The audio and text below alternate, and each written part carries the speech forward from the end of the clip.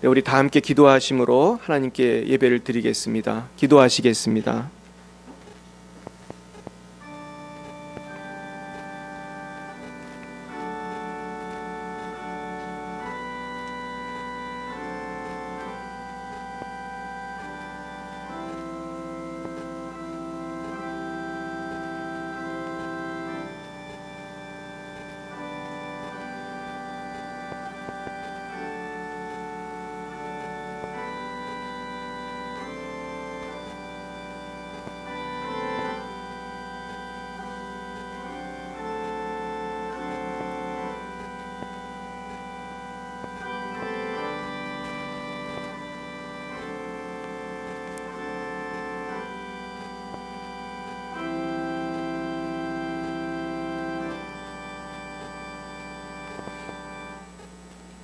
그런즉 이 일에 대하여 우리가 무슨 말하리요?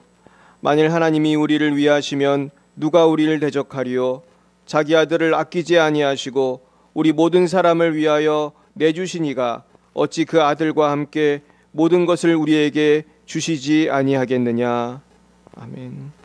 할렐루야. 우리를 위하여 이 땅에 오신 예수 그리스도를 찬양합니다. 이 시간 우리의 모든 죄를 또한 주님 앞에 고백합니다.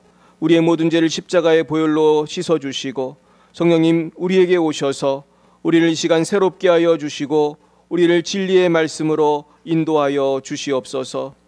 이 시간 주님의 성령께서 말씀을 증거하는 종과 함께 해주시고 말씀을 듣는 우리 모든 분들과 함께 해주셔서 주님의 깊으신 뜻을 깨닫고 성령 안에서 새로워지며 영적으로 깨닫고 자유케 되는 역사가 일어나게 하옵소서. 사랑의 하나님 아버지, 이 시간 우리 각자의 심령과 가정과 교회와 민족 가운데 어둠의 세력이 떠나가게 하옵소서. 우리의 모든 근심과 걱정이 변하여 찬송이 되게 하시고 우리의 약함이 변하여 강함이 되게 하시며 새로운 삶의 비전을 발견하는 귀한 시간이 되도록 역사하여 주옵소서. 이 시간 역사의 주관자 되신 하나님께 우리의 민족과 열방을 올려드립니다. 모든 질병과 죄악과 사탄의 소나기에서 자유케 되게 하옵소서. 우리 교회와 이 민족의 모든 교회 가운데 성령님 함께해 주시사 하나님의 진리를 선포하게 부족함이 없도록 주님 보호해 주시고 역사하여 주시옵소서. 대한민국과 열방의 지도자들을 축복합니다. 모든 지도자들이 하나님만을 경외하게 하옵소서. 온 열방이 여호와께로 돌아오도록 인도하여 주시옵소서.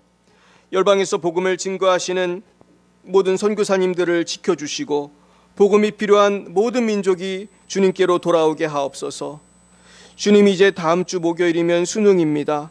모든 고3 수험생들을 지켜주시고 우리 곽영은 자매가 이번 수능에서 하나님께 크신 영광 돌릴 수 있도록 인도하여 주시옵소서. 또한 병상에 누워 계신 김길자 권사님을 주님께 올려드립니다. 속히 일어나게 하여 주시고 우리와 함께 예배 드릴 수 있도록 주님 인도하여 주시옵소서. 하나님, 아직도 주님을 알지 못하는 우리의 사랑하는 자녀들이 있습니다. 우리의 사랑하는 또한 배우자들이 있습니다. 또한 태신자들이 있습니다. 우리의 가족들이 있습니다. 주님 불쌍히 여겨 주셔서 올해가 가기 전에 주님께로 돌아오도록 역사하여 주시옵소서. 그리하여 우리 열방예비 사랑교회가 주님께로 돌아온 영혼들로 가득하게 하옵소서. 예배의 시종을 주님께 맡겨드립니다. 주님 함께해 주시고 보호해 주시옵시며 성부 성자 성령 하나님 홀로 영광을 받아 주시옵소서. 모든 말씀을 우리를 구원하러 이 땅에 오신 예수님의 이름으로 기도드렸사옵나이다. 아멘.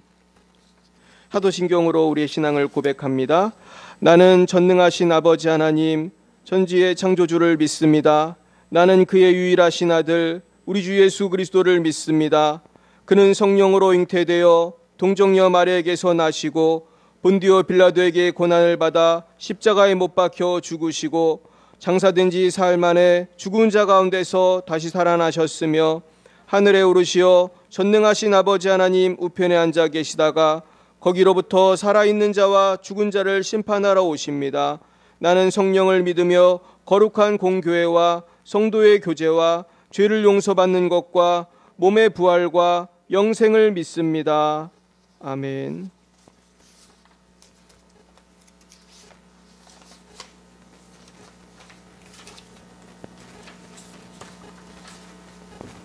예.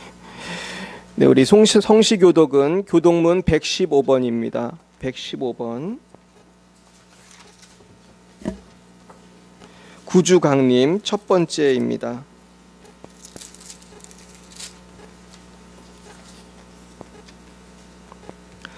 성문으로 나아가라, 나아가라. 백성이 올 길을 닦으라.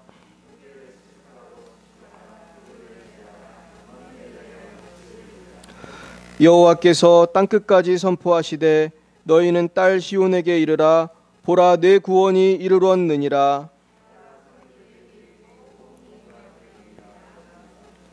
사람들이 너를 일컬어 거룩한 백성이라, 여호와께서 구속하신 자라 하겠고,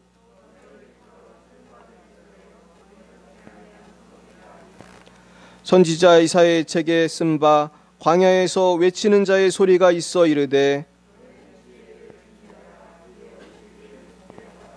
모든 골짜기가 메워지고 모든 산과 작은 산이 낮아지고 모든 육체가 하나님의 구원하심을 보리라 함과 같으니라. 아멘. 찬송가 105장으로 하나님께 영광 올려드리겠습니다. 105장입니다.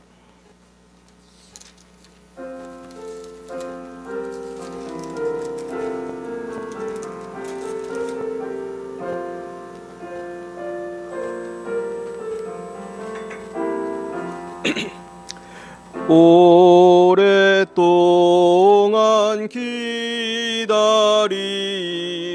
주님 강림하셔서 죄에 매인 백성들을 자유 얻게 하시네. 주는 우리 소망이요 힘과 위로 되시니, 오래 기다리던 백성 많은 복을 받겠네. 모든 백성 구하려고 임금으로 오시니, 영원토록 우리들을 친히 다스리시네. 죄로 상한 우리 마음 은혜로서 고치고, 주의 빛난 보좌 앞에 이르도록 하소서.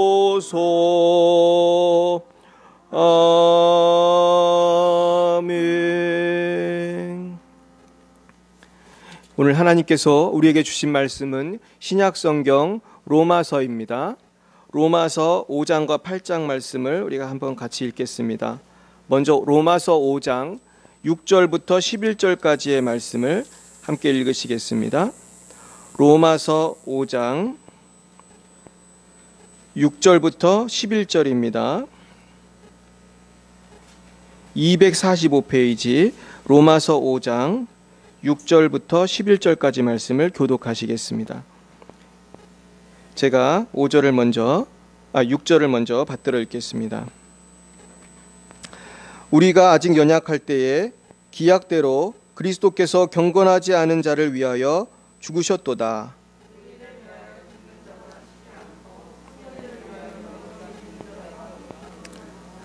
우리가 아직 죄인 되었을 때에 그리스도께서 우리를 위하여 죽으심으로 하나님께서 우리에 대한 자기의 사랑을 확증하셨느니라.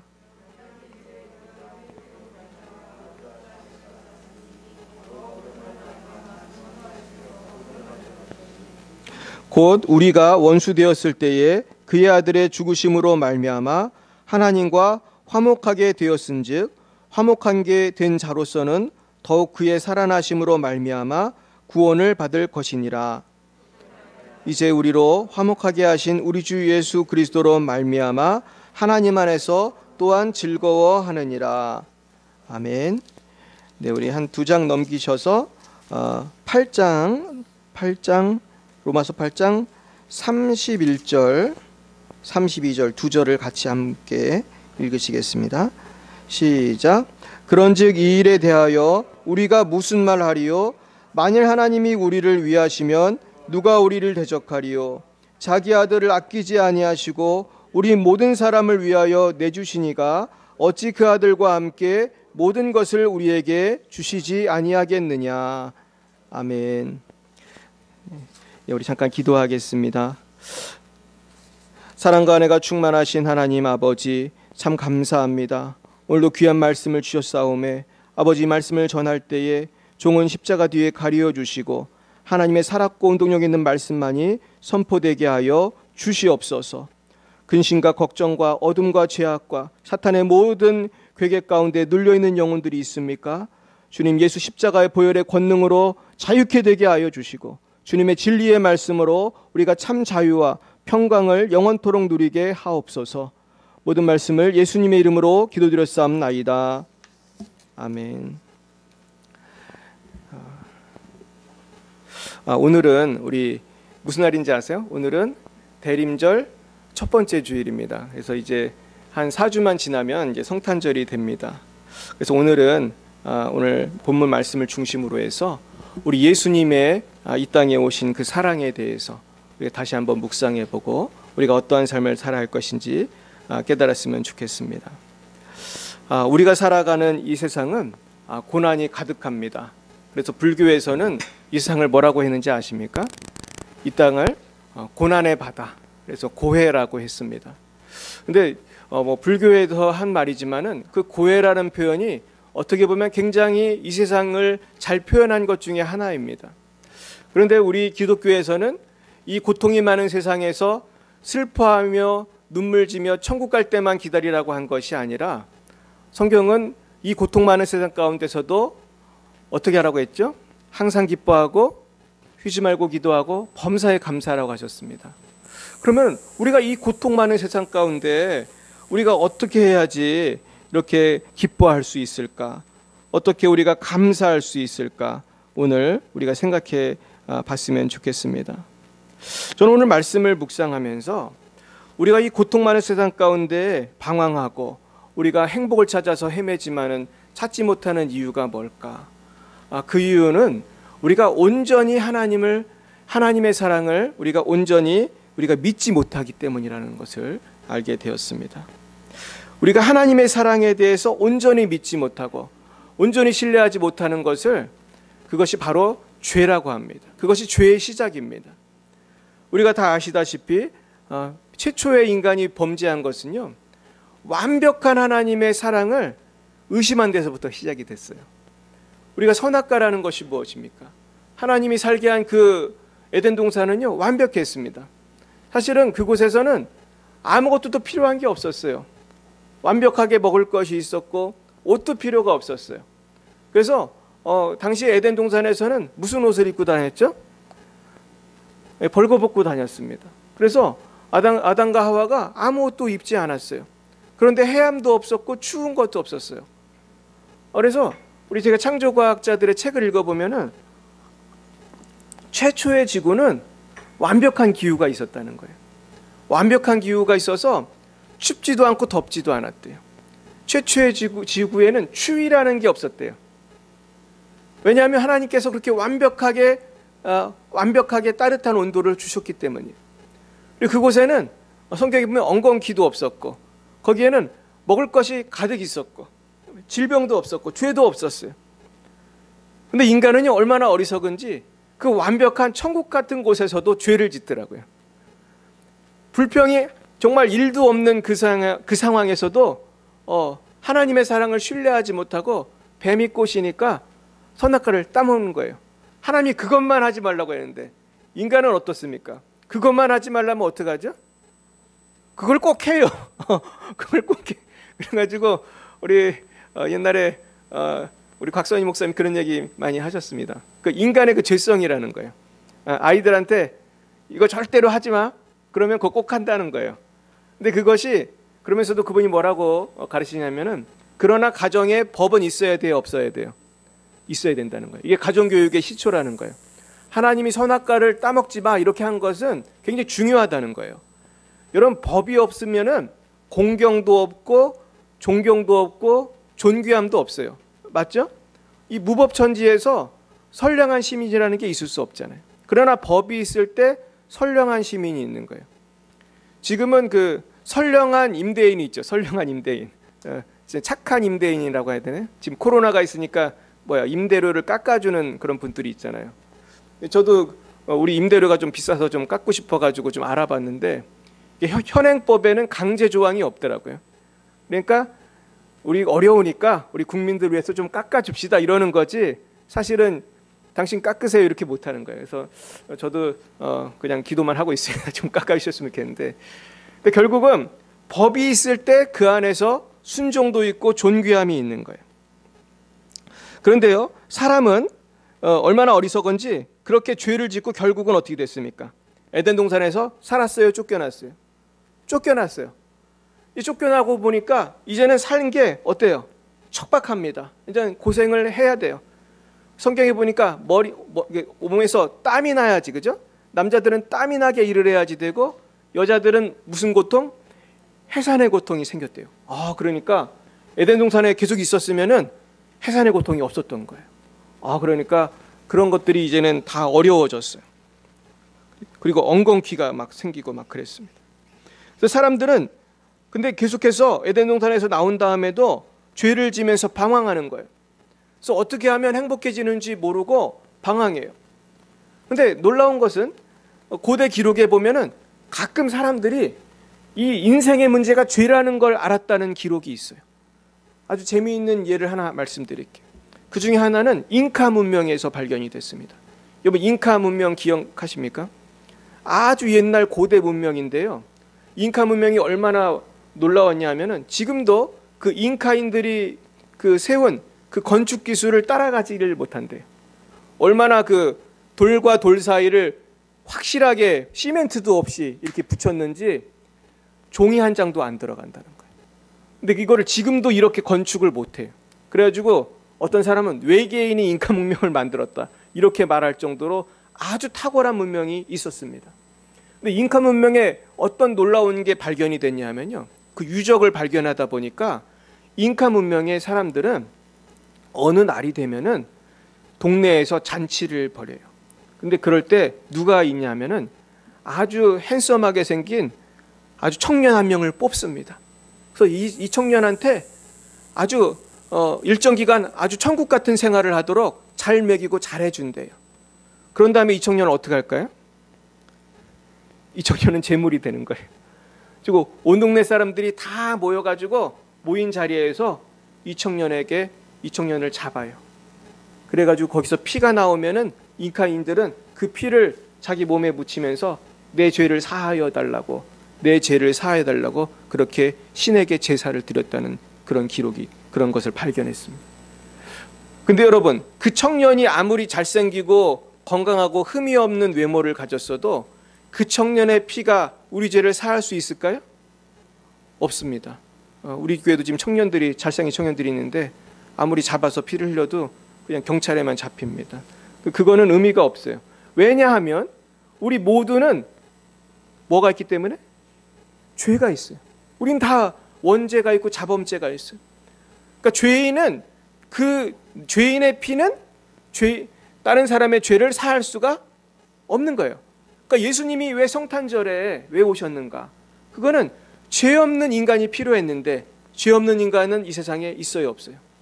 없어요. 그러니까 죄 없는 인간의 몸을 입고 하나님의 아들이 이 땅에 오신 거예요. 그런데요, 우리가 잘 알아야 될 것은 예수님이 어느 날 갑자기 짠 하고 태어난 게 아니고 맨 처음에 뭐부터 시작하셨죠? 마리아의 몸속에 작은 세포로 임하신 거예요.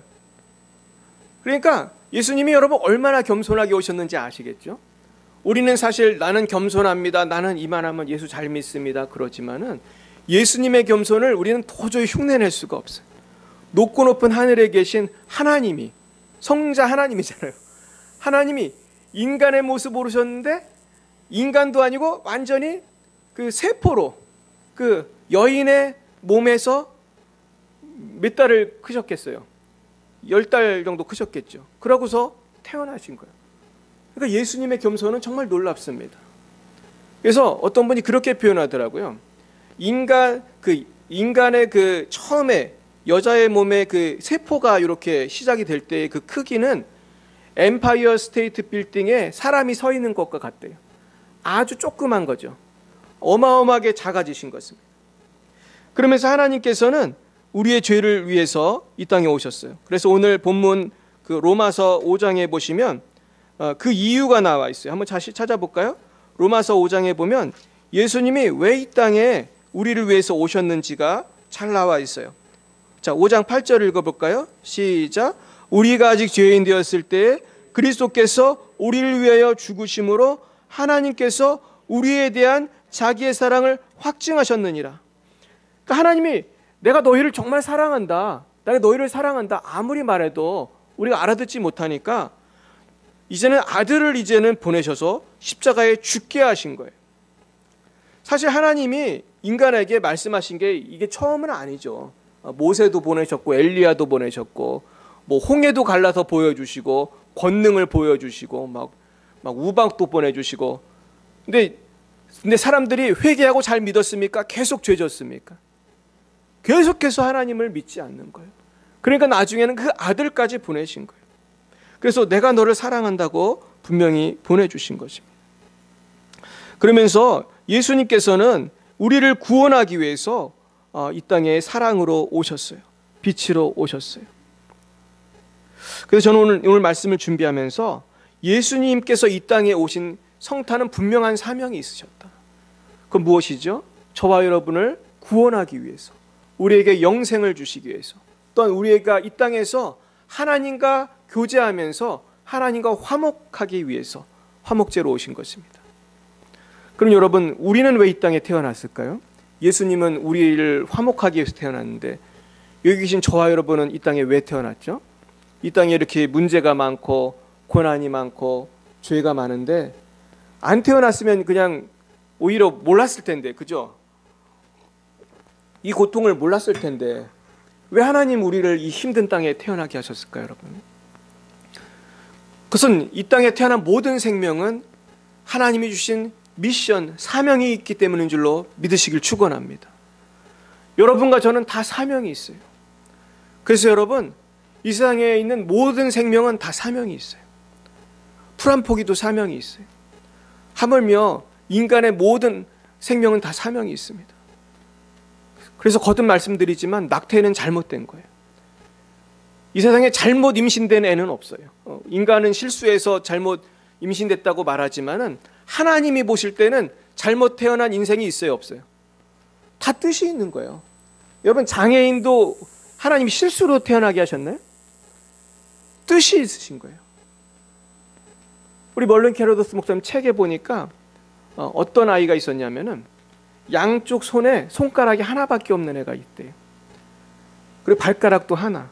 그러니까 손가락은 2개고 발가락은 2개인 그런 장애를 가진 분이 계셨는데 이 자매님은 너무나 힘들었죠. 인생이 너무나 힘들었겠죠. 사람들이 얼마나 좋아했겠어요. 근데 이분이 그 목사님의 책을 읽고 우리가 다 이해할 수는 없지만은 하나님의 그 계획과 뜻에 대해서 감사하기 시작했어요. 뭔가 스페셜한 특별한 뜻이 있을 것이라고 믿으셨어요. 그리고 이 자매님은 그 고난을 극복하고 결혼하고 애를 낳았어요. 근데 애가 어떤 애가 태어났을까요? 손가락도 1개씩 있는 애가 또 태어난 거예요. 그런 애가 2명이 태어났어요. 근데 하루는 그 중에서 둘째 애가 어느 가게에 갔대요. 근데 가게 주인이 보면 웃기잖아요. 손가락이 하나밖에 없으니까. 근데 얘가 꼬만데 한 5살쯤 되었을 때 가게 주인한테 그랬대요. 제가 왜 손가락이 하나인지 궁금하시죠? 그러더래요, 애가. 아저씨는 아줌마인지 아저씨는 차마 얘기를 못했을 텐데 왜 한계냐 그렇게 물어보지 못했지만 얘가 오히려 당돌하게 그러더란 거예요. 왜 제가 손가락이 하나인지 궁금하시죠? 그랬대. 그러면서 자기가 대답을 하더래요. 그거는요, 하나님이 저에게 특별한 뜻이 있으시기 때문이에요. 뭐 이런 식으로 얘기를 했다는 거예요. 그러니까 이 아이는 그걸 누구한테 배웠을까요? 엄마한테 배운 거예요. 그 엄마는 그 고통을 믿음으로 극복하셨기 때문에 애한테도 하나님이 너에게 특별한 뜻이 있으셔서 너를 이렇게 태어나게 하신 거야. 근데 여러분, 사실 우리가 거기까지 가는 것이 참 어렵습니다. 하나님 특별한 뜻이 있으셔서 나를 이렇게 병들게 하고 사고 나게 하시고 장애인이 되게 하시고, 이거 참 힘든 거 아니에요? 근데 우리가 그것을 감사하고 그 나의 삶에는 분명한 사명이 있다 깨달을 때 우리는 변화되게 되는 것입니다. 결국 우리는 주님께서 이 땅에 나를 위해서 오신 그 십자가를 생각하면서, 성탄을 생각하면서 우리는 온전히 감사하면서 살아야 할 것입니다. 근데 우리는 평소에 하나님이 나를 너무나 사랑하신다, 그걸 감사하기보다는 왜 하나님 나한테 왜 손가락이 하나밖에 없게 태어나게 해주셨어요? 왜 하나님 나한테 이런 환경을 주셨어요? 왜 하필이면은 내가 이렇게 이 시간에 이렇게 살게 해주셨어요? 우리는 사실 불만이 있어요, 없어요? 우리는 사실은 섭섭한 마음이 들 때도 많이 있는 것입니다. 그렇다면 우리는 어떻게 해야지 하나님의 사랑을 깨닫고 감사할 수 있을까요? 첫 번째, 우리는 하나님께서 우리에게 행하신 일들을 기억할 때, 그것을 온전히 믿고 누릴 때 우리는 감사할 수가 있습니다. 오늘 본문에 나와 있는 것처럼 하나님께서는 우리가 아직 죄인 되었을 때에 예수 그리스도를 십자가에 죽게 하심으로 하나님은 우리를 너무나 사랑하신다는 것을 보여주셨어요. 근데 예수님이 그렇게 하실 수밖에 없었던 것은 우리의 죄가 너무나 크기 때문이에요. 이 죄라고 하는 것은 너무나 어마어마하게 크기 때문에 이 어마어마한 죄의 문제는 하나님의 아들이 죽지 않으면 도저히 해결이 되지가 않는 거예요. 그런데 우리가 예수님을 통해서 우리는 이 죄의 사함을 받게 되었어요. 할렐루야. 얼마나 감사합니까? 이제 우리는 소망을 갖게 되었어요. 이제는 천국을 갈 수 있게 되었어요. 부활의 소망을 갖게 되었어요. 영생의 소망을 갖게 되었어요. 우리는 이 소망만 가지고도 나의 삶에 대해서 우리는 감사할 수 있을 줄로 믿습니다. 그래서 로마서 8장 18절을 한번 찾아보시겠습니다. 로마서 8장 18절.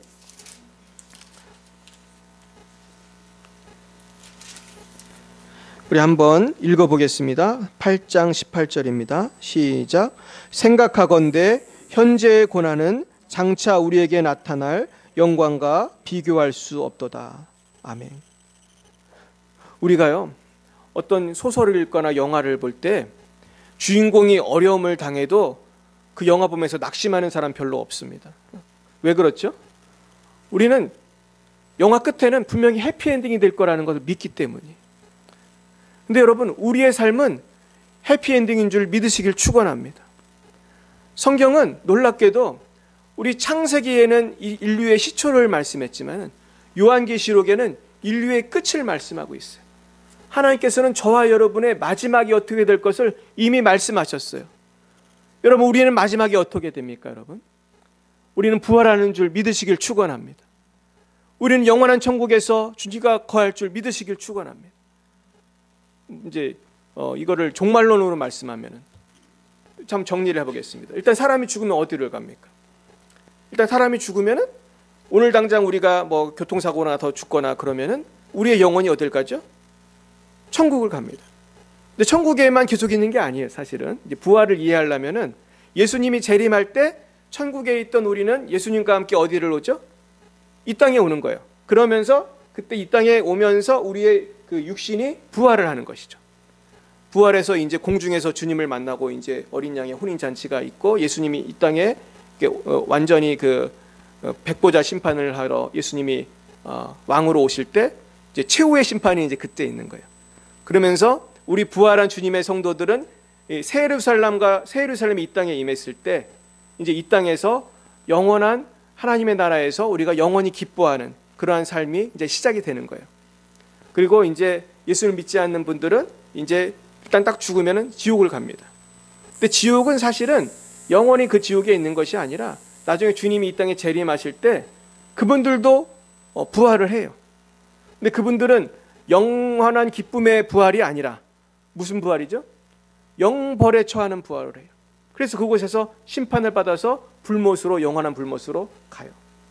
근데 성경에 보면 하나님은 인간을 창조할 때 한 명도 불못에 보내려고, 지옥에 보내려고 창조한 인간은 없어요.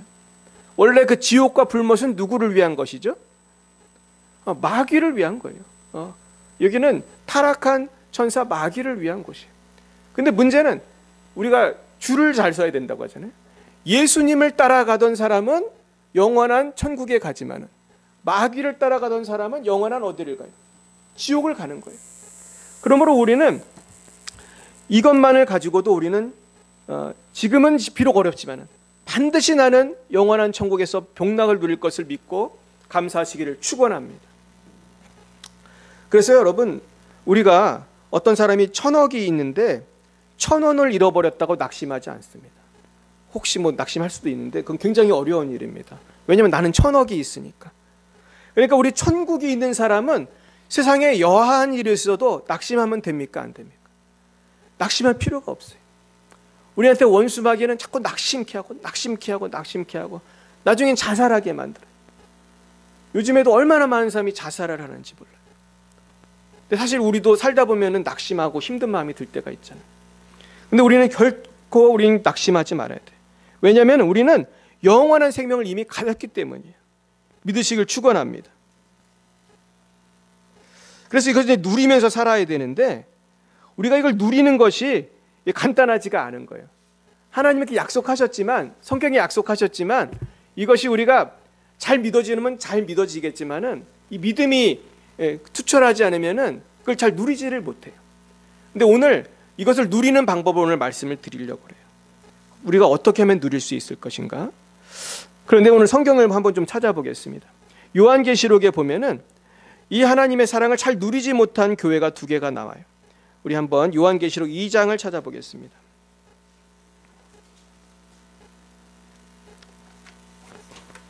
우리가 하나님의 사랑을 잘 누리고 살아야 되는데 잘 누리고 살지 못할 때가 많이 있어요. 그러면은 이렇게 됩니다. 우리 요한계시록 2장 4절을 한번 찾아보겠습니다.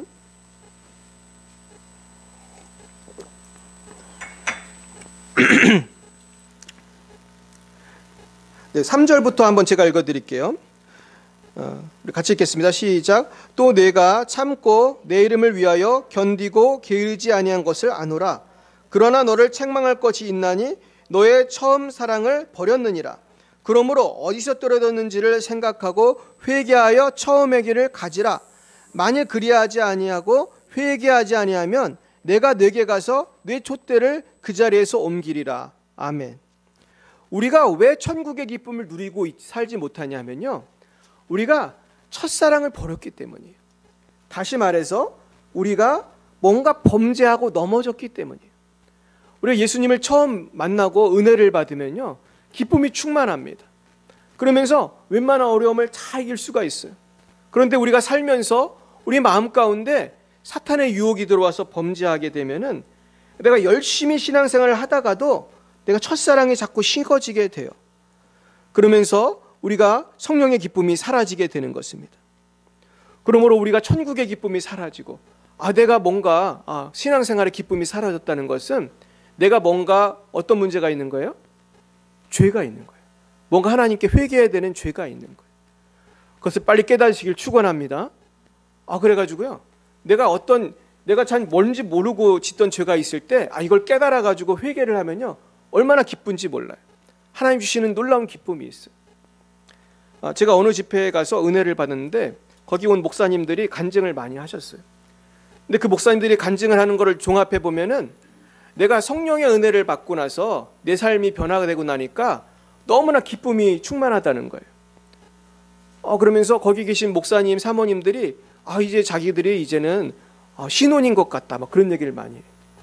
왜 그러냐 하면은 사탄 마귀가 우리 마음속에서 역사하면요, 우리가 나도 모르게 버럭 화를 내게 되고 배우자와 싸우게 되고 나도 모르게 근심 걱정에 쌓이게 되고 또 질병이 있게 되고 그렇습니다.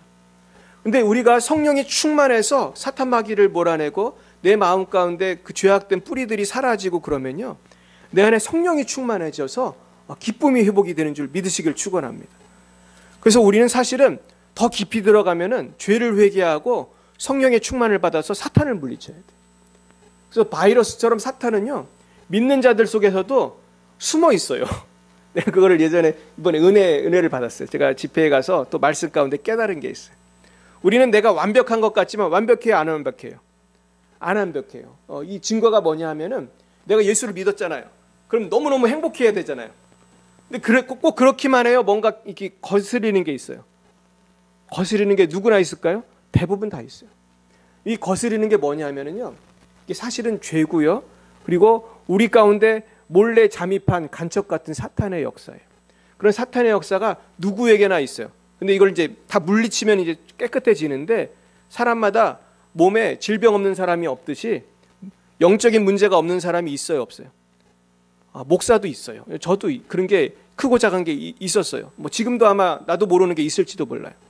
그래서 우리가 은혜를 받는다는 건 뭐냐면요, 성령의 충만을 받아서 내 안에 있는 잠재되어 있는 불안의 영, 근심의 영, 속이는 영, 악한 마귀의 역사를 물리치는 거예요. 할렐루야. 근데 제가 이번에 은혜를 받은 게 이런 사탄의 역사가 애기들한테도 있더라고요. 초등학생들한테도 있고요, 중고등학생들도 다 있어요. 그래가지고 막 은혜 받는 모습을 제가 봤거든요. 은혜 받는 모습을 보니까 멀쩡하게 생겼어요. 멀쩡하게 생겼고 아주 뭐 집안도 잘 믿는 집 애들이, 막 어떤 애는 뭐 목사님 자녀도 있고 막 선교사님 자녀도 있고. 근데 얘들이 성령의 은혜를 받으니까 그 속에 숨어 있던 것들이 막 나오더라고요. 막 소리 지르고 막 난리가. 근데 막 재미있는 제 간증도 들었어요. 어떤 애가 이제 찬양팀 애가 왔는데 얘는 그게 믿음이 그렇게 좋은 애가 아니에요. 근데 목사님이 그 아이를 위해서 축복 기도를 이렇게 했더니 그 안에 너무나 사탄이 크게 역사를 해가지고 나오는데 막 창문으로 뛰어내리려고 막 뛰어가더래. 막 사탄이 막 역사를 발광을 해가지고. 그래가지고 나중에 목사님이 사탄을 물리치고 이제 얘가 변화가 됐는데, 이거는 좀 웃기는 케이스지만은, 여러분 오늘 우리가 예수님이 이 땅에 오셨는데요, 예수님이 이 땅에 오신 예수님은 어디까지 오셔야 되는지 아세요? 어디에 오셔야 돼요? 내 마음에 오셔야 돼요. 충만하게 오셔야 돼요? 아주 그냥 형식적으로 오셔야 돼요? 아주 그냥 충만하게 오셔야 돼요. 그게 성령 충만이에요. 성령은 누구의 영이라고 배웠어요? 예수님의 영이거든요. 성령이 내 안에 그래서 충만해야 돼요. 그래서 내가 충만하지 않기 때문에 오늘 걱정 근심이 많은 거예요. 오늘 불안한 거예요. 충만하시기를 축원합니다. 예수님의 영으로 충만하시기를 축원합니다. 이것이 너무너무 중요한 것입니다. 오늘 에베소 교회는 첫사랑을 잃어버려서 이런 충만함을 까먹은 거예요. 근데 열심히는 하는데 이 에베소 교회는 기쁨을 잃어버렸어요. 그래서 우리가 기쁨을 회복하려면 회개하고 첫사랑을 회복해야 돼요. 두 번째 또 문제 있는 교회가 있어요. 이 교회는 3장 15절에 나오는 교회예요. 한번 찾아볼게요. 3장 15절부터 20절까지 있는 교회예요. 한번 같이 읽어보겠습니다. 시작. 내가 내 행위를 아노니 내가 차지도 아니하고 뜨겁지도 아니하도다. 내가 차든지 뜨겁든지 하기를 원하노라. 내가 이같이 미지근하여 뜨겁지도 아니하고 차지도 아니하니 내 입에서 너를 토하여 버리리라. 내가 말하기를 나는 부자라 부유하여 부족한 것이 없다 하나 내 공고한 것과 가련한 것과 가난한 것과 눈먼 것과 벌거벗은 것을 알지 못하는도다. 내가 너를 권하노니 내게서 불로 연단한 금을 사서 부유하게 하고 흰옷을 사서 입어 벌거벗은 수치를 보이지 않게 하고 안약을 사서 눈에 발라 보게 하라. 물은 내가 사랑하는 자를 책망하여 징계하노니 그러므로 내가 열심을 내라 회개하라. 볼지어다 내가 문 밖에 서서 두드리노니 누구든지 내 음성을 듣고 문을 열면 내가 그에게로 들어와 그와 더불어 먹고 그는 나와 더불어 먹으리라. 아멘. 이게 라오디게아 교회 얘기인데요. 이 이 발음도 잘 안 되죠. 라오디게아 교회는 문제가 아주 많은 교회예요. 어떻게 보면 요한계시록에 나오는 그 교회 중에서 제일 책망을 많이 받은 교회인데, 이 교회는 놀랍게도 돈이 많은 사람들이 다녔을까요? 가난한 사람들이 다녔을까요? 17절 보세요. 나는 뭐라고요? 부자라. 이 교회는 지금으로 하면 강남에 있는 대형 교회 같은 교회예요. 부천에도 대형 교회들은 얼마나 멋있어요. 근데 하나님이 보시기에는 돈이 많고 크고 멋있는 교회 다니는 게 중요해요? 아니면 마음에 성령 충만한 게 중요해요? 네. 그래서 오늘 예수님 뭐래요? 내가 두드리노니 문을 열라고 하잖아요. 그러니까 교회는 다녀요. 돈도 많아요. 근데 마음에 누가 없어요? 예수님이 없는 거예요.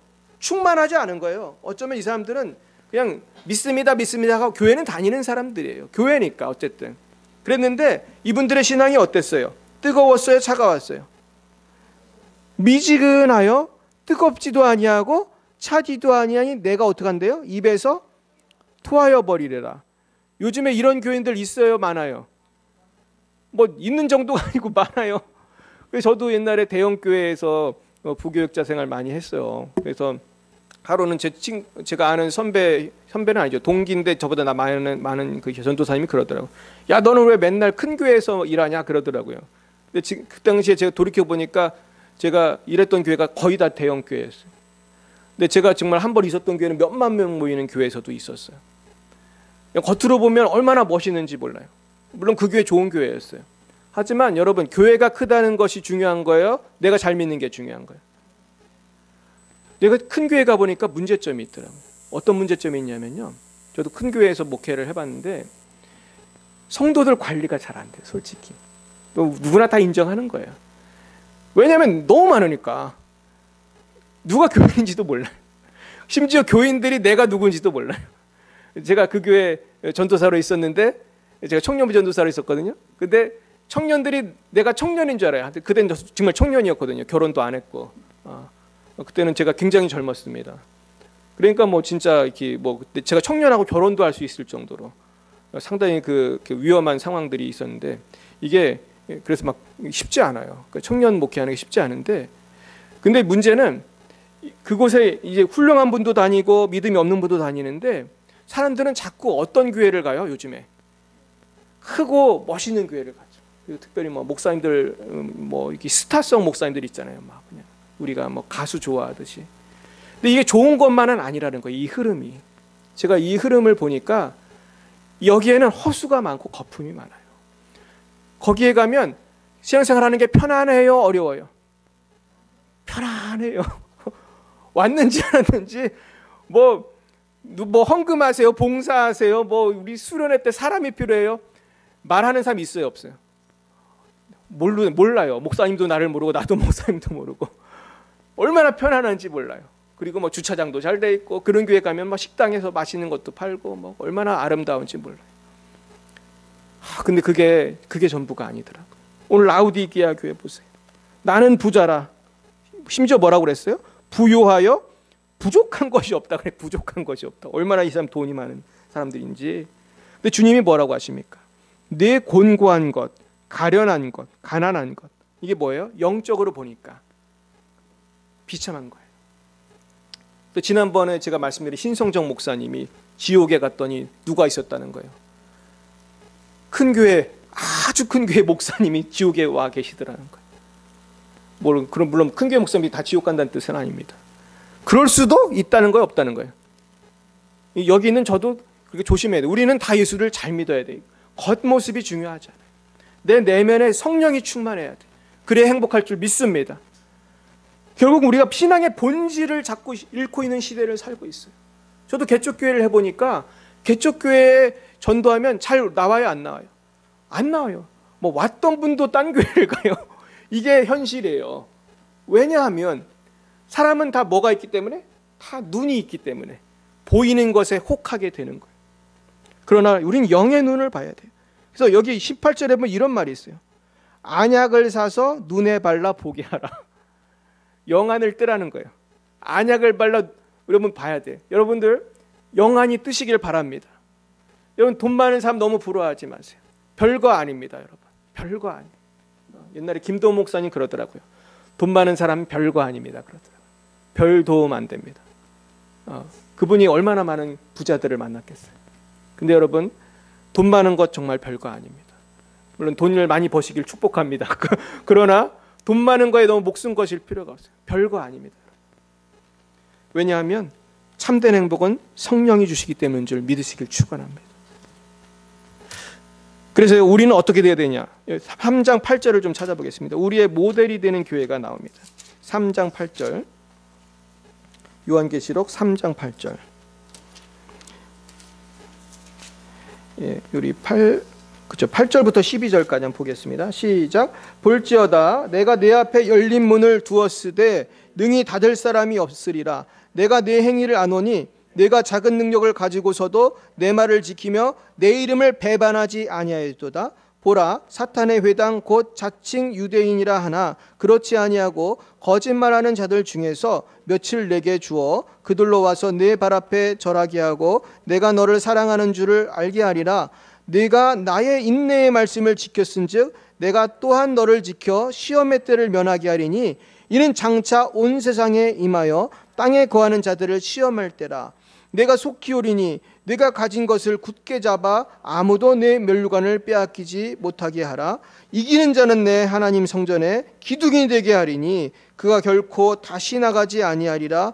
내가 하나님의 이름과 하나님의 성 곧 하늘에서 내 하나님께로부터 내려오는 새 예루살렘의 이름과 나의 새 이름을 그 이 위에 기록하리라. 이 교회는 빌라델비아 교회라는 곳입니다. 이 요한계시록 교회 중에 책망이 전혀 없는 교회는 이 교회밖에 없어요. 그래서 가끔 가다 보면 빌라델비아 교회들이 정말 한국에도 있습니다. 이름이 좋으니까. 근데 이 빌라델비아 교회의 특징을 보시면요, 이 교회는 대형 교회 같아요, 조그만 교회 같아요? 이 교회는 힘이 크대요, 작대요? 작은 능력을 가졌다고 되어 있어요. 아마도 이 교회는 대형 교회는 아니었던 것 같아요. 작은 능력을 가진 교회였어요. 그랬는데 이 교회는 그 어려움 가운데서도 어떻게 했습니까? 신앙을 지켰어요, 포기했어요? 지켰습니다. 그러면서 인내의 말씀을 지켰다고 그랬어요. 그러니까 복을 주시기로 했어요. 내가 너를 지켜, 내가 또한 너를 지켜 시험의 때를 면하게 한다고 했어요. 사실 이 구절이 굉장히 중요합니다. 왜냐하면 거기 뒤에 뭐라고 써 있냐면은 이는 장차 온 세상에 임하여 땅에 거하는 자들을 시험할 때라. 이 계시록 3장 10절이요, 굉장히 어려운 절이에요. 많은 신학자들이 여기에 대해서 해석이 분분한데 이 말씀은 제가 볼 때는 작은 환란이겠어요? 큰 환란이겠어요? 큰 환란이에요. 이건 사실은 7년 대환란을 말한다, 이렇게 보는 분들이 많아요. 그러니까 여러분, 내가 성령 충만하고 내가 주님 앞에 슬기로운 다도천처럼 잘 준비를 해야 뭐를 면한다는 거예요? 환란을 면한다는 거예요. 천국은 당연히 가는 것이고 환란을 면한다는 거예요. 여러분, 우리가 대형 교회 다니면서 숨어가지고 예수 믿다가 내가 어려움 당한 게 좋습니까? 아니면 내 어려움이 있지만은 믿음 지켜서 내가 승리하는 게 좋습니까? 내가 믿음을 지키고 성령 충만한 게 제일 중요한 거예요. 믿으시길 축원합니다. 그래서 오늘 이 조그만 교회는 고난 중에 인내했다고 했어요. 근데 이 고난 중에 인내했다는 것은 바꾸어 말하면은 고난 중에도 신앙을 버리지 않고 감사했다는 거예요. 여러분, 오늘 말씀의 결론은요, 주님이 이 땅에 오셨어요. 내 안에 충만히 오셔야 돼요. 근데 내 안에 충만히 오는 거를 방해하는 요소가 있어요. 그게 뭐라고요? 불신앙이에요. 근데 그 불신앙이 누구에게나 있어요. 예수를 믿는다고 하는 사람들도 불신앙이 있어요, 없어요? 있어요. 저도 항상 감사하고 할렐루야 그러는 거 아니잖아요. 근데 여러분 보세요. 예수님을 잘 믿는다는 것은요, 어떠한 상황에서도 감사하는 것인 줄 믿으시길 축원합니다. 하나님의 성령으로 충만을 받는 가장 빠른 지름길을 오늘 배우시는 거예요. 내가 성령 충만 받고 싶으면요, 물론 기도해야 되고 물론 금식해야 되고 물론 성경도 읽어야 되고 하지만 더 중요한 게 있어요. 그건 뭐냐 하면 처지와 환경과 상관없이 뭐 하는 거예요? 감사하는 거예요. 할렐루야. 왜냐하면 감사로 제사를 드리는 자에게 하나님께서 그 영광을 나타내시고, 그리고 하나님은 찬송 중에 임하시는 분이라고 시편에 나와 있어요. 그러니까 내가 감사하고 찬송하면 성령이 임하시는 거예요. 할렐루야. 내가 불평하고 주님, 왜 내가 이렇게 교회를 다니고 신앙 지켰는데 왜 이렇게 어려움을 주십니까? 내가 이렇게 개척교회 어렵게 하는데 왜 이렇게 부흥이 안 됩니까? 내가 이렇게 기도 많이 했는데 왜 이렇게 재정적으로 쪼들립니까? 이러면 돼야 안 돼요. 우리가 아무리 어려워도 할렐루야, 주님, 주님이 뜻이 계신 줄 믿습니다. 합력하여 뭐를 이루시는 줄? 선을 이루시는 줄 믿습니다. 그럴 때 우리의 삶이 변하는데요, 우리 요한복음 2장에 보면은 포도주 비유가 나오죠. 비유가 아니죠. 포도주 기적이 나오죠. 거기 보면은 물이 포도주로 변했는데 물이 포도주가 되기 전에 물은 그냥 물이에요. 근데 이 물이 포도주가 변하기 위해서는 누구의 능력이 필요한 거예요? 예수님의 능력이 필요한 거예요. 그러니까 감사는 뭐냐 하면은, 감사는 주문이 아니에요. 찬송은 주문이 아니에요. 그 이방 종교는 주문만 외우면 해결이 되잖아요. 뭐 나미아미탑을 간센보살하면 극락에 간다고 하는데, 그런 뜻이 아니에요.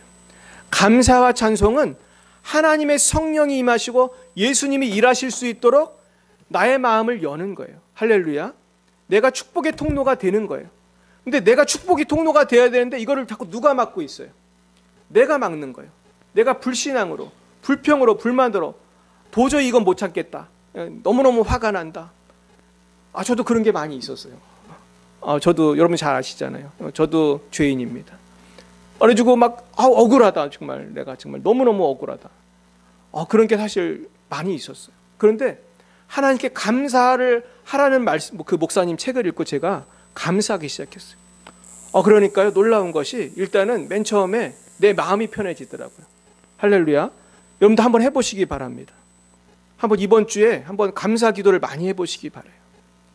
그 사실은 제가 결심을 하고 내년도 표어가 우리 감사예요. 내년도 우리 교회 표어가 감사인데, 감사같이 행복해지기는데 빠른 게 없더라고요. 감사하면 금방 행복해지더라고요. 할렐루야. 한번 해보세요. 내 지금 너무 힘들지만 주님 믿습니다. 주님이 합력하여 선을 이루실 줄 믿습니다. 내가 이 어려움 중에도 주님이 역사하고 계신 줄 믿습니다. 그럴 때 나의 이 모든 고난이 하나님의 선을 이루는 재료가 될 줄 믿습니다. 근데 여러분, 내가 감사하지 않고 불평하고 원망하고 주님 떠나면요, 이것이 축복의 재료가 돼요? 심판의 재료가 돼요? 심판의 재료가 되는 거예요. 똑같은 사건이에요. 어려움이 믿는 사람한테도 일어날 때가 있어요. 어떤 때는 정말 더 큰 어려움이 일어날 때가 있어요. 내가 예수 믿기 때문에 당하는 고난도 있어요. 근데 이것이 내가 감사하면 축복의 도구가 되고 상급이 되지만은, 내가 불평하고 원망하고 하나님 떠나면은 이것은 심판의 도구가 되는 거예요. 그러니까 이걸 바꾸는 비결은 어디에 있어요? 내 마음에 있는 거예요. 감사하시기를 축원합니다. 범사에 감사하시기를 예수 이름으로 축원합니다. 그러면 기적이 나타나는 거예요. 하루는 멀린 캐러더스 목사님한테 어떤 장교가 찾아왔어요. 우리 부인이 자꾸 이혼하자고 합니다. 어떻게 하면 좋습니까? 기한을 정해놓고 이혼하자고 합니다. 어떻게 하면 좋습니까? 목사님 뭐라고 했을까요? 감사하자고 그랬어요. 이분은 그 말밖에 안 하는 것 같아요. 누가 상담 오면은 무조건 감사하자고 해요. 감사 기도를 드렸어요. 어떻게 됐을까요, 여러분? 화해가 되더라는 거예요. 부인이 변하더라는 거예요. 나는 이 멀리 떨어진 곳에서 감사 기도를 했을 뿐인데 저쪽에 있는 부인이 변하더라는 거예요. 근데 이런 가정들이 여러 가정이 회복이 되는 거예요. 또 하루는 어떤 어머니한테 집 나가서 술집에서 춤추는 딸이 있었대요. 얼마나 좋은 춤을 추겠어요. 악하고 음란한 춤을 췄겠죠. 그러니까 어머니는 어때요? 마음이 너무너무 힘들잖아요. 목사님한테 상담을 하러 왔어요. 뭐라고 했을까요? 감사하라고 그랬죠. 이분은 한 얘기가 맨날 똑같다니까. 그냥 감사하라고 그랬어요. 근데 감사하기가 쉬워요, 어려워요? 너무 어렵지. 지금 딸이 나가서 춤추고 있는데, 옷을 다 벗고 춤을 추고 있는데. 그래가지고 기도를 했어요. 그냥 의지를 들여서 감사했어요. 그랬더니 기적이 나타났어요.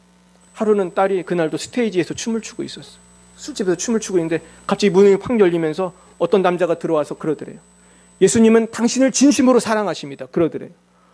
처음 보는 사람이. 너무나 이 사람이 놀라가지고 끝나고 이제 그 춤추는 데서 내려와서 왜 이런 얘기를 저한테 하십니까? 그랬더니 남자가 그러더래요. 내가 지금 이 술집을 지나가는데 성령께서 이 술집에 들어가서 당신한테 이렇게 말을 하라고 했습니다. 그래서 이 자매가 너무 충격을 받아가지고 집으로 돌아왔대요. 근데 그때가 언제예요? 엄마가 기도할 때. 근데 이런 일이 너무 많은 거예요. 그래서 이분이 책을 쓴 걸 보면요, 다 똑같아요. 감사할 수 없는 상황인데, 너무나 힘든 상황인데 감사했더니 자꾸 기적이 나타나는 거예요. 한두 개가 아니고 계속 나타나는 거예요, 기적이. 이 기적을 체험하시길 축원합니다. 근데 나중에는 이제 드디어 멀린 캐러더스 목사님 자신한테 고난이 왔어요. 이분이 한국을 왔는데 한국에서 사고가 난 거예요. 이 안경이 깨지면서 시력의 60%를 잃었어요. 이분은 이제 군목이니까 군의관이 당신은 이제 눈을 다시는 회복이 안 됩니다. 몇 번을 가도 똑같은 얘기예요. 근데 하나님이 갑자기 자기한테 너는 눈이 깨끗이 날 것이다 그러더래요. 그래가지고 이제 할렐루야 그런 믿음을 가지고 병원에 갔어요. 눈이 어떻게 됐을까요? 낫지 않았어요. 눈이 여전히 당신은 회복 가망성이 없습니다. 그러는 거예요. 근데 이분은 의심했을까요? 안 했을까요? 의심하지 않았어요. 하나님이 고치신다고 했으니까 고치시겠지. 그냥 믿음으로 사는 거예요. 그냥 즐거운 마음으로 살았대요. 근데 몇 달 후에 하나님이 병원을 가보라고 하시더라고요. 그래가지고 또 병원을 갔어요. 갔더니 어때요? 군의관이 깜짝 놀라는 거예요. 당신의 눈은 아무 이상이 없습니다. 할렐루야. 믿으시길 축원합니다. 우리가 감사하면 기적이 일어납니다. 예수님 이 땅에 오셨지만은 믿고 감사하지 않으면 아무 소용이 없는 거예요. 천국도 못 가요. 그러나 믿고 감사하면 천국도 가지만은 이 땅에서도 천국을 누릴 줄 믿습니다. 이것이 여러분의 마음에 달렸어요. 그리고 로마서 8장 31절 32절을 같이 읽어보겠어요. 우리가 천국만 가는 것이 아니라 어떤 것이 있는지 축복이 있는지 보겠습니다.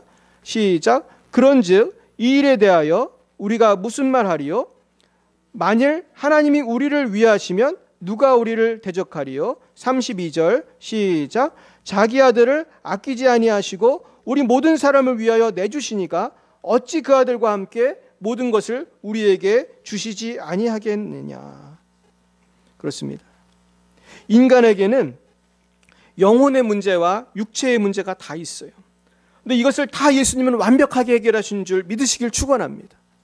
그리고 지금은 문제가 심각한 것 같지만 나중에는 완벽하게 해결하는 날이 있어요, 없어요? 있어요. 그날이 천국 가는 날이요, 부활의 날이에요. 근데 이 땅에서도 우리는 그 천국의 기쁨을 누릴 수가 있어요, 없어요? 있는 거예요. 왜냐하면 우리는 무엇이 되었으니까? 하나님의 자녀가 되었으니까. 영접하는 자고 그 이름을 믿는 자들에게는 하나님의 자녀가 되었어요. 하나님의 자녀는 이제 천국이 시작된 거예요, 시작될 거예요? 이미 시작된 거예요. 근데 천국을 누리기 위해서는 하나님이 역사하실 것을 어떻게 해야 돼요? 믿고 감사해야 돼요. 지금 고난이 있지만, 질병이 있지만, 어려움이 있지만 믿고 감사할 때 하나님은 아들을 아끼지 아니하신 하나님이 모든 것을 채워주시는 것입니다. 그 하나님은 영원히 함께 하세요. 오늘 우리 로마서 8장 33절부터 우리 끝절까지 읽고 오늘 마치겠어요. 이 하나님 얼마나 신실하신지 로마서 8장 33절부터 우리 8장 끝절까지 읽고 마치겠는데요. 그 사랑에서 우리를 끊을 수 없다고 했어요. 결국 최후 승리는 예수님을 사랑하는 사람의 것임을 우리가 믿으시기를 축원합니다.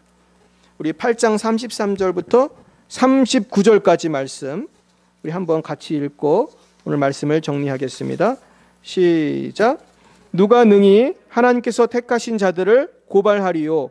의롭다 하신 이는 하나님이시니 누가 정죄하리요? 죽으실 뿐 아니라 다시 살아나신 이는 그리스도 예수시니 그는 하나님 우편에 계신 자요 우리를 위하여 간구하시는 자신이라. 누가 우리를 그리스도의 사랑에서 끊으리요? 환난이나 곤고나 박해나 기근이나 적신이나 위험이나 칼이랴. 기록된 바 우리가 종일 주를 위하여 죽임을 당하게 되며 도살당할 양같이 여김을 받았나이다 함과 같으니라. 그러나 이 모든 일에 우리를 사랑하시는 이로 말미암아 우리가 넉넉히 이기느니라. 내가 확신하노니 사망이나 생명이나 천사들이나 권세자들이나 현재이나 장래일이나 능력이나 높음이나 기품이나 다른 어떤 피조물이라도 우리를 우리 주 그리스도 예수 안에 있는 하나님의 사랑에서 끊을 수 없으리라. 아멘.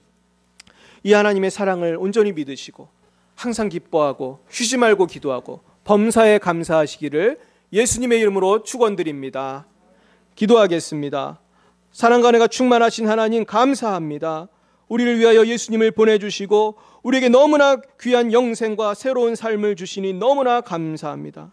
그러나 우리는 예수님을 믿는다고 하면서도 늘 환경을 바라보고 내 자신을 바라보고 불안하고 걱정 가운데 죄에 빠져 헤맬 때가 많이 있었습니다. 죄책감에 빠질 때도 많이 있었습니다.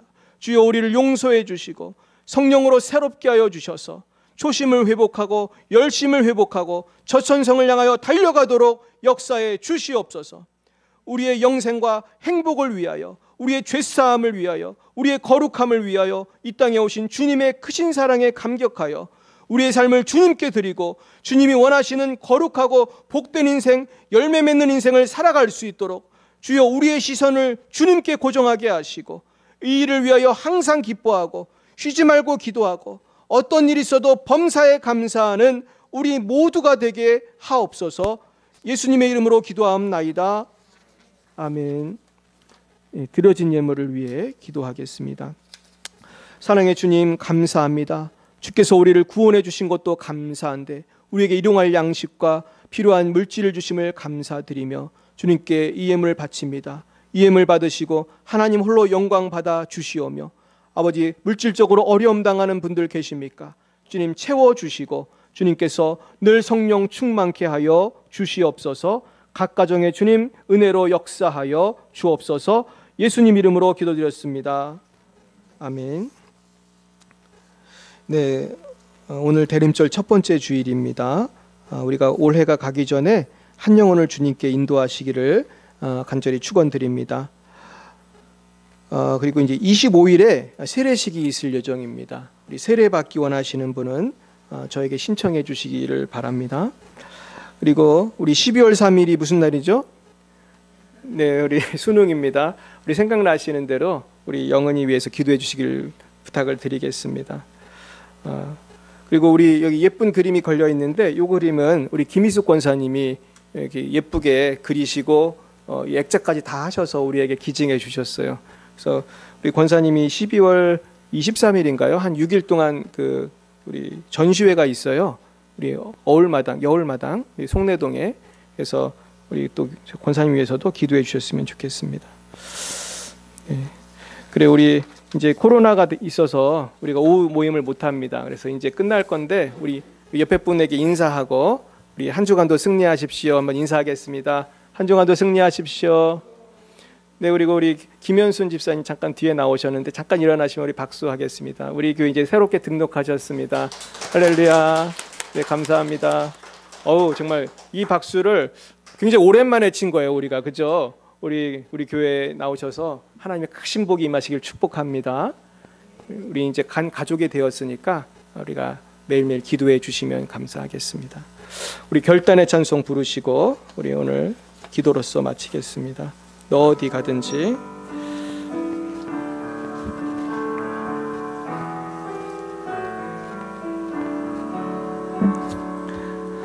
너 어디 가든지 순종하라.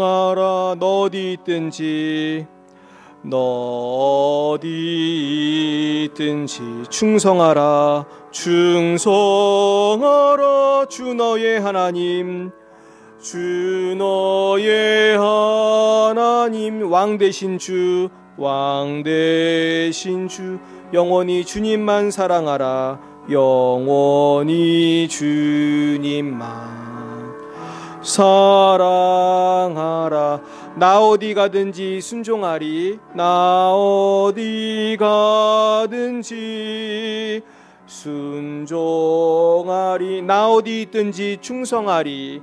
나 어디 있든지 충성하리. 주 나의 하나님, 왕 되신 주, 주 나의 하나님, 왕 되신 주, 영원히 주님만 사랑하리.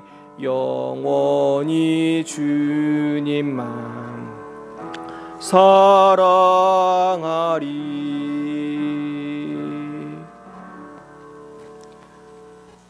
지금은 살아계신 주 예수 그리스도의 구속의 은혜와 하나님 아버지의 무한하신 사랑하심과 성령의 교통하심이 범사에 감사하기로 결단하는 사랑하는 주의 자녀들 머리 위에 이제와 영원뭉토록 함께 하옵시기를 간절히 축원하옵나이다.